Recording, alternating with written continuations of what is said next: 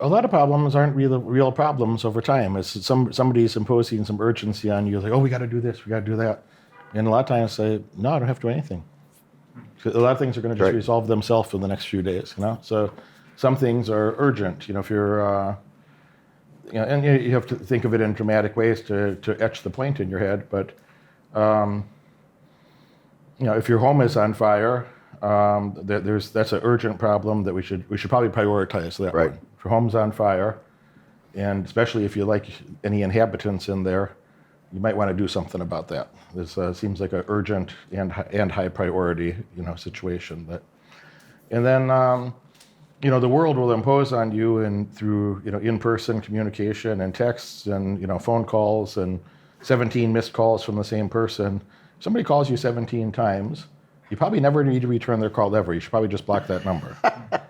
But really, it's so true. Yeah. It is. It's because if somebody called me one time, and I know it's a real person, it's like they called me once, and they sent me a text. It was like, hey, I'd like to speak with you as soon as possible. That would be a weird communication. Like you and I wouldn't write that to each other, unless there was something urgent, significant is happening. That for you maybe even. Yeah. Yeah. So Reed, I really need to talk to you the first moment. I call you right back. Yep. And that's the type of thing that if I read that, it'd stop what I'm doing and I'd talk to him, and probably vice versa, because I would never say that and he would never say that. So if we're saying that, there's probably something important is happening, and probably something important that I could help with, and I'd like to help him, So, but I can't imagine. Would you call me 17 times or vice versa? Like, who does that? I can tell you, it also doesn't work for you young guys with girls. So just so you know, you call them 15, 16 times, they don't answer. Move on. Yeah, they're giving you feedback. The world's giving you feedback. I'm kidding. Sorry, go ahead. So there's a lot of things that it might be urgent to somebody, but if that somebody is not important, it shouldn't be urgent to you, Or there's people that abuse that. They're like, if I dramatize the situation, he'll pay attention to me. Yep. That can work once. It might work twice. But a person who's busy with productive things doesn't have time to, if everything's dramatized and not really that important, then they're going to learn very quickly to not call you back and just block your number, really. So you think about that.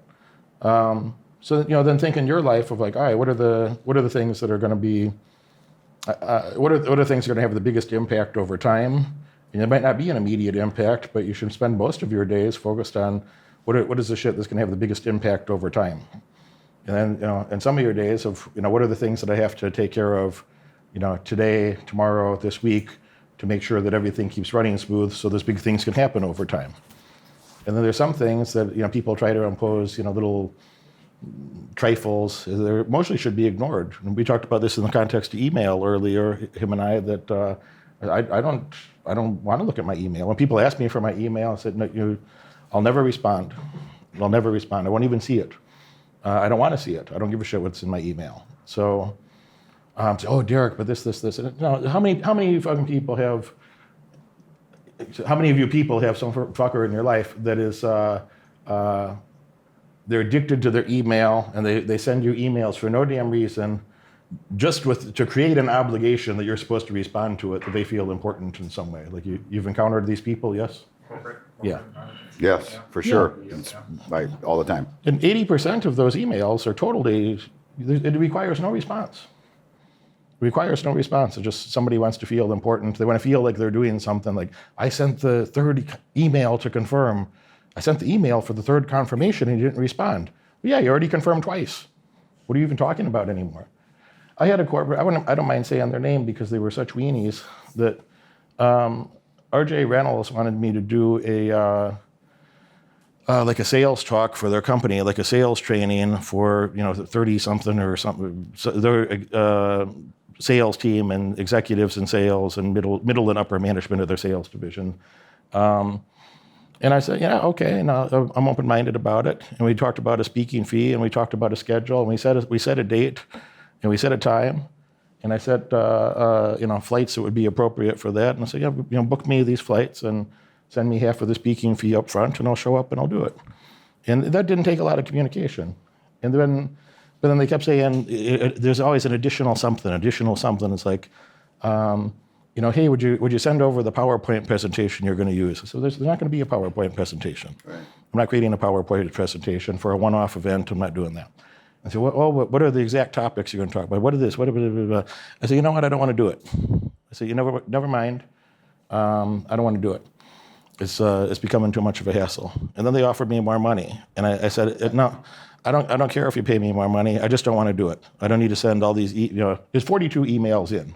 There's 42 emails back and forth, and it was kind of fixed in like 5 or so. In about 5 or so emails, we had the idea, and I'm like, book this flight and send me. It wasn't even like a lot of money, and I just like, you know what? I just don't want to do it.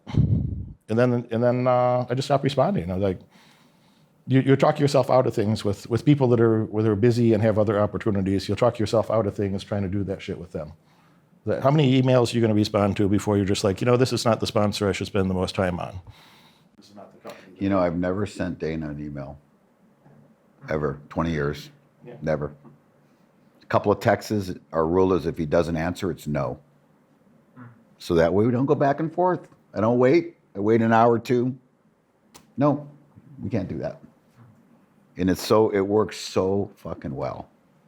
And I had to remind him the other day that if he didn't answer, it's no. He goes, oh shit, I forgot about that. So, because I had told the guy no. He goes, why'd you tell him that? And I goes, because he texted you and you didn't answer. And he goes, okay. And I said, that means no. And he goes, oh yeah, that's right. So yeah. I just think don't get bogged down with too much nonsense. If something, maybe this is a good way to think about it. Am I gonna, regardless of what happens, am I gonna be concerned about this in a week?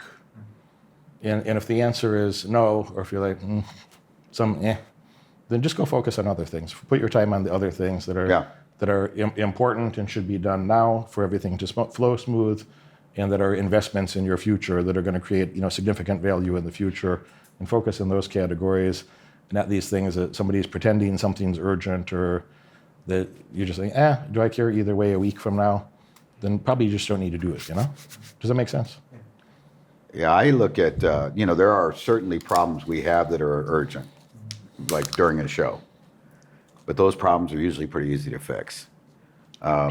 My saying and what I tell my staff is, your ineptness does not become my emergency.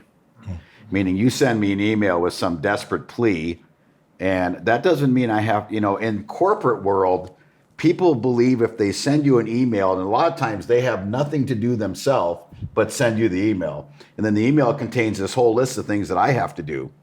And I had a confrontation with one of our, not my staff, but someone else. They wanted me to confirm what I had just told them. And I said, no. And this kid couldn't believe it. He hasn't talked to me since. He's cold shouldering me, which I actually enjoy. So Perfect. He doesn't know that. Yeah. Perfect. But he best possible outcome. No. Yeah. Well, for him, yeah, I get a little butthurt, but yeah, not really. So I said to him, I am not going to confirm what I just told you. I said, in the fucking old days, there was an email. We had to actually trust each other. And he got so mad, he just walked away. Your word means something. Yeah, well, it does to me. And I said to him, at what point, when did I ever tell you something? And then if it didn't work out, I denied that I said that, because it's never happened. I take responsibility for what I do. Things happen. Sometimes they don't go the way I think they're going to go. So what, right? For me, it's all about intent with people, not necessarily, the outcomes are very important. But I've had guys that have had really good intent and maybe did it exactly like I would have done it. And it's, when you're dealing with 700 athletes and there's a lot of variables, sometimes things don't work out like you think they're gonna. That's okay for me. We'll sit down and talk about it and think about how we could have maybe done it better. But like he said, we get so many emails, and it's this culture where, they just barf on their computer and then send it to you, and now it's your turn to get sick, right? The other thing I'll tell you I've learned, which is, man, so valuable, I never write letters or emails when I'm pissed. I write them, I just don't send them. And then the next morning, this wise old business, you're excluded from this, but this wise old business guy taught me that if you're pissed, don't send it, right? And I think of the emails I've written this last couple of months, maybe eight or nine of them, I didn't send any of them. I rewrote it, right?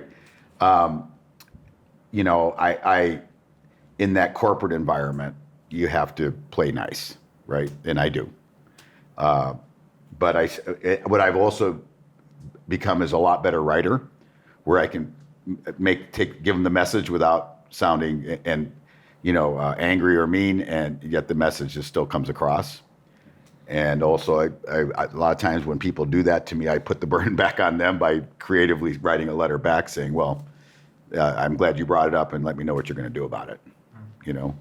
And that's why, I mean, I get a lot of people that apply to my department. You know why? Because everybody gets along and we all trust each other and we all have each other back, you know? If you yell at one of my employees, I'm probably going to come up and say something to you. You watch this video all the way through, and that tells me you're dedicated to learning more and earning far above average outcomes in your life. Congratulations for that. But now it's time to take action. If you could have earned those results by yourself, you would have done it already. My head coach has opened up a few spots on his high-demand calendar for an in-person, one-on-one strategy session to help you. On this call, we'll give you the pragmatic advice that you can implement tonight to get laser-focused on the right metrics and leave mediocrity far behind in your past. Click that link right now in the description below and apply for your call immediately. Do it now.